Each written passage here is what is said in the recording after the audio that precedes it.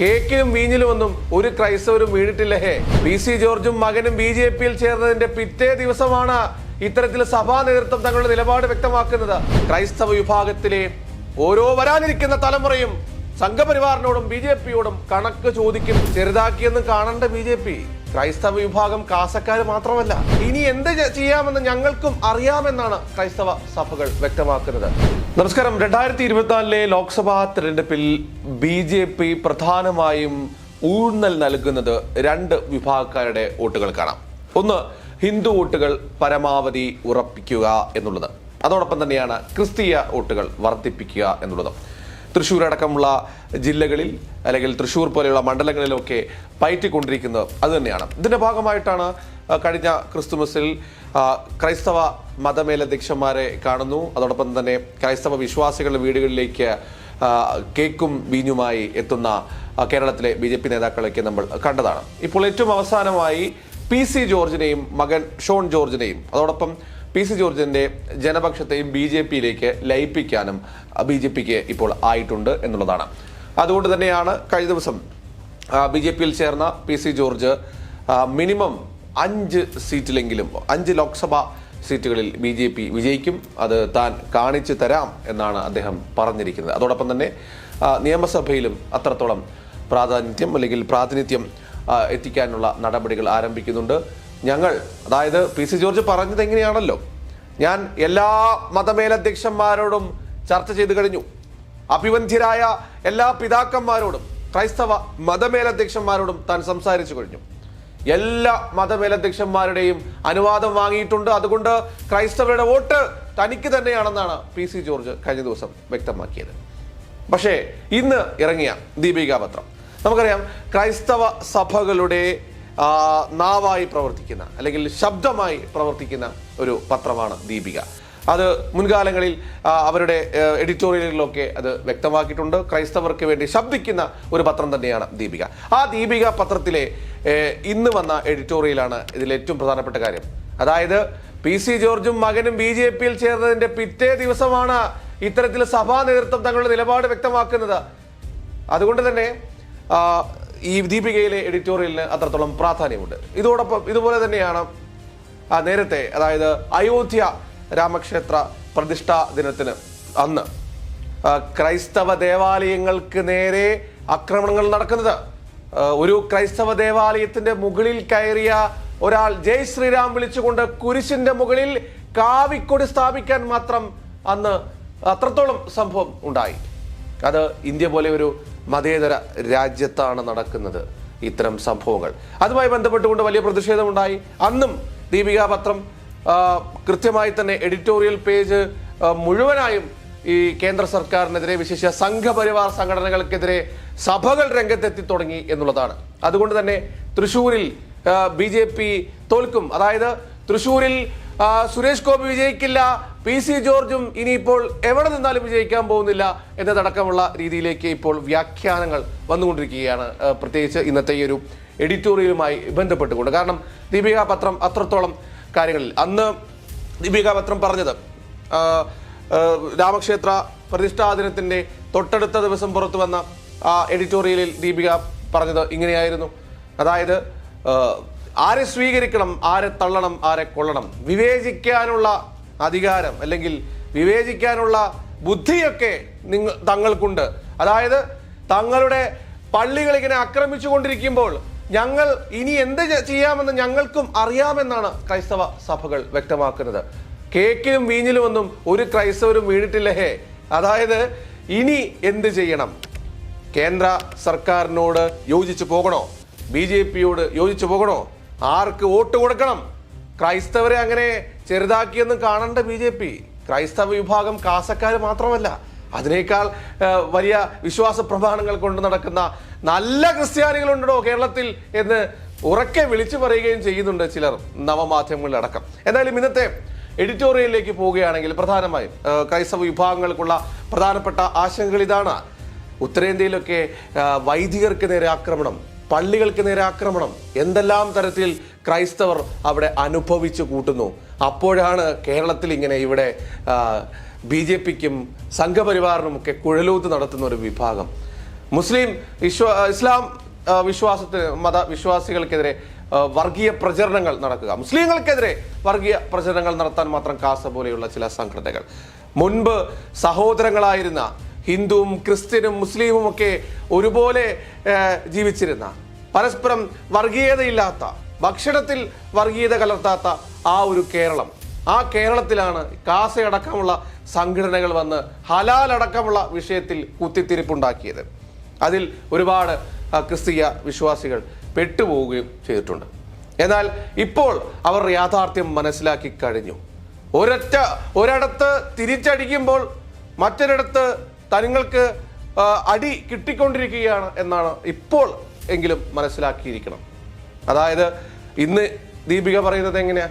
മണിപ്പൂർ വിഷയം തന്നെയാണ് ഇന്ന് പ്രധാനമായും എഡിറ്റോറിയലിൽ പറഞ്ഞിരിക്കുന്നത്. എഡിറ്റോറിയലിലേക്ക് പോകാം. മണിപ്പൂർ ഉപേക്ഷിക്കപ്പെട്ട സംസ്ഥാനമോ? BJP ഇതര സംസ്ഥാനങ്ങളിൽ പലയിടത്തും ഗവർണർമാർ ഭരണത്തിൽ ഇടപെടാൻ ശ്രമിക്കുന്നുണ്ടെങ്കിലും മണിപ്പൂരിൽ അത്തരമൊരു പരാതിയില്ല. അവിടെ ഒരു ഗവർണർ ഉണ്ടോ എന്ന് പോലും സംശയിക്കേണ്ടിയിരിക്കുന്നു. രാഷ്ട്രീയ എതിരാളികളെയും രാജ്യദ്രോഹികളെന്ന് സംശയിക്കുന്നവരെയുമൊക്കെ രാജ്യമൊട്ടാകെ റെയ്ഡ് നടത്തി പിടികൂടാനെത്തുന്ന കേന്ദ്ര ഏജൻസികളെയും കാണാനില്ല. കേന്ദ്ര സംസ്ഥാന സർക്കാരുകളുടെ സമ്പൂർണ്ണ നിഷ്ക്രിയത്താലും ദുരൂഹ മൗനത്താലും ഛിന്ന ഭിന്നമാക്കപ്പെട്ട മണിപ്പൂരിൽ താലിബാൻ ശൈലിയിൽ വംശീയ സായുധ സംഘടന ഭീകരവാഴ്ച തുടങ്ങിയിരിക്കുന്നു. ജനങ്ങൾ തെരഞ്ഞെടുത്ത MLA-മാരെയും MP-മാരെയും ഒരു ഭീകര പ്രസ്ഥാനം തങ്ങളുടെ ലക്ഷ്യങ്ങൾക്കനുസരിച്ച് സത്യപ്രതിജ്ഞ ചെയ്യിക്കുന്നത് കണ്ട് രാജ്യം അമ്പരന്ന് നിൽക്കുകയാണ്. സകല നിയമ സംവിധാനങ്ങളെയും നോക്കുകുത്തിയാക്കി ഭരണഘടനയെ പോലും വെല്ലുവിളിക്കുന്ന ഇതുപോലൊരു ഭീകരവാഴ്ച ലോകത്തെ ഏതെങ്കിലും ഒരു ജനാധിപത്യ പരമാധികാര രാജ്യത്ത് സാധ്യമാണോ? BJP നേതാവും മുഖ്യമന്ത്രിയുമായ N ബീരൻ സിംഗിന്റെ അനുവാദത്തോടെ പ്രവർത്തിക്കുന്നുവെന്ന് ആരോപിക്കപ്പെടുന്ന ആരംഭായ് തെങ്കോൽ എന്ന മെയ്തൈ സായുധ സംഘമാണ് തലസ്ഥാനമായി ഇംഫാലിൽ സമാന്തര സർക്കാരെന്ന മട്ടിൽ പ്രവർത്തിക്കുന്നത്. ഭീഷണിപ്പെടുത്തി വിളിച്ചു വരുത്തിയ MLA-മാരെയും MP-മാരെയും തങ്ങളുടെ പരമ്പരാഗത ആസ്ഥാനമായി വിശ്വസിക്കപ്പെടുന്ന കാംഗ്ല കോട്ടയിലെത്തിച്ച് വംശീയ സായുധ സംഘടനയുടെ താല്പര്യങ്ങൾ സംരക്ഷിച്ചു കൊള്ളാമെന്ന് അവർ സത്യപ്രതിജ്ഞ ചെയ്യിപ്പിച്ചു. അത്തരത്തിൽ പത്രം ആരോപിക്കുന്നത്, അല്ലെങ്കിൽ സഭാ നേതൃത്വം തന്നെയാണ്, സഭ തന്നെ ആരോപിക്കുകയാണ് BJPക്കെതിരെ രംഗത്ത് വരികയാണ്. PC ജോർജ് ക്രിസ്ത്യാനികൾ തന്നോടൊപ്പമാണ് എന്ന് പറഞ്ഞ് BJPയിൽ അംഗത്വം എടുത്തതിന്റെ തൊട്ടടുത്ത ദിവസമാണ് സഭ തങ്ങളുടെ നിലപാട് വ്യക്തമാക്കുന്നത്. അത് BJPക്ക് എതിരെ തന്നെയാണ് എന്നാണ് ഈ ആർട്ടിക്കിളിലൂടെ അല്ലെങ്കിൽ എഡിറ്റോറിയലിലൂടെ വ്യക്തമാകുന്നത്. എഡിറ്റോറിയൽ പറയുന്നത് ഇങ്ങനെയാണ്: മറ്റ് സംസ്ഥാനങ്ങളിലൊക്കെ തന്നെ ഗവർണർമാരുടെ ഭരണം നടന്നുകൊണ്ടിരിക്കുകയാണ്. കേരളം തന്നെയാണ് അവർ ഉദ്ദേശിച്ചിരിക്കുന്നത്. കേരളത്തിൽ BJP ഇതര സംസ്ഥാനങ്ങളിലും മറ്റ് സംസ്ഥാനങ്ങളിലും ഒക്കെ ഗവർണർമാർ കൃത്യമായ നിലപാടുകൾ സ്വീകരിക്കുന്നുണ്ട്. പക്ഷേ അത്തരമൊരു സംഭവമൊന്നും അവിടെ കാണുന്നില്ല. അതോടൊപ്പം തന്നെ അവിടുത്തെ മുഖ്യമന്ത്രിയുടെ നേതൃത്വത്തിലാണ് ഈ ഭീകര പ്രവർത്തനങ്ങൾ നടത്തുന്ന സംഘങ്ങൾ വിലസുന്നത് എന്ന ആരോപണം ഉന്നയിക്കുന്നു. അത്രത്തോളം വലിയൊരു എഡിറ്റോറിയലാണെങ്കിലും അതിലെ ചില പ്രസക്ത ഭാഗങ്ങൾ മാത്രമാണ് വായിക്കുന്നത്. 2023 മെയ്യിൽ തുടങ്ങിയതാണ് ഈ കലാപം. മെയ്തൈകളും കുക്കികളും തമ്മിലുള്ള വംശീയ ശത്രുതയാണ് കാരണമെന്ന് ചിലർ സ്ഥാപിക്കാൻ ശ്രമിച്ചെങ്കിലും മെയ്തൈകൾ അതേ വിഭാഗത്തിലെ ക്രിസ്ത്യാനികളെ ആക്രമിക്കുകയും പള്ളികൾക്ക് തീയിടുകയും ചെയ്തതോടെ നഗ്നമായ വർഗീയത പുറത്തു ചാടുകയായിരുന്നു. ഇതാണ് ഇതിലെ ഏറ്റവും പ്രധാനപ്പെട്ട കാര്യം.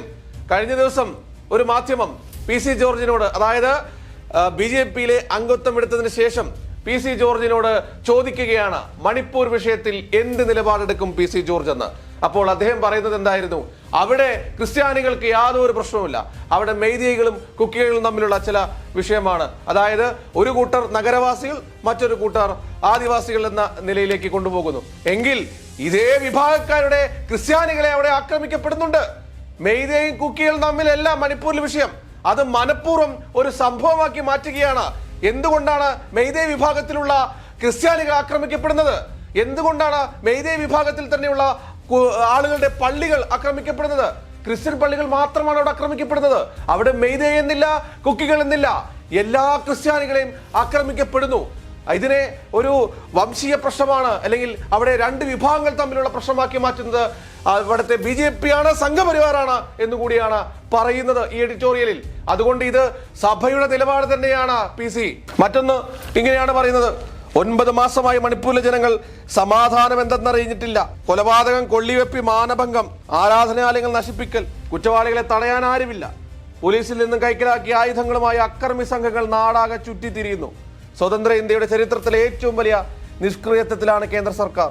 വിഷയത്തിൽ ഇടപെട്ട് അരാജകത്വം അവസാനിപ്പിക്കണമെന്ന പ്രതിപക്ഷത്തിന്റെയും മാധ്യമങ്ങളുടെയും മനുഷ്യാവകാശ പൊതുപ്രവർത്തകരുടെയും മതസംഘടനയിലും ഒക്കെ അഭ്യർത്ഥനയോട് അവിശ്വസനീയമായ നിലപാടാണ് പ്രധാനമന്ത്രി ഈ നിമിഷം വരെ പുലർത്തിയിട്ടുള്ളത്. കലാപത്തിന് സംസ്ഥാന സർക്കാർ പക്ഷാപാതപരമായി മേദികൾക്കൊപ്പം നിന്നെന്നും കുക്കി വിരുദ്ധ വികാരം സൃഷ്ടിക്കാൻ മാധ്യമങ്ങൾ ശ്രമിച്ചെന്നുമുള്ള റിപ്പോർട്ട് നൽകിയതിന് എഡിറ്റേഴ്സ് ഗിൽഡ് വസ്തുതാന്വേഷണ സംഘത്തിലെ 3 പേർക്കെതിരെ കഴിഞ്ഞ സെപ്റ്റംബറിൽ മണിപ്പൂർ പോലീസ് കേസെടുത്തതും വിവാദമായിരുന്നു. അത്തരത്തിൽ അവസാനത്തെ വാക്കുകൾ അത് കുറിക്ക് കൊള്ളുന്നതാണ് BJPക്ക് എന്നുള്ളതാണ്. അതുകൂടെ വായിക്കാം. ഇരു വിഭാഗത്തിനുമിടയിലുള്ള ബഫർ സോണിൽ പോലും സംഘർഷം തുടരുകയാണ്.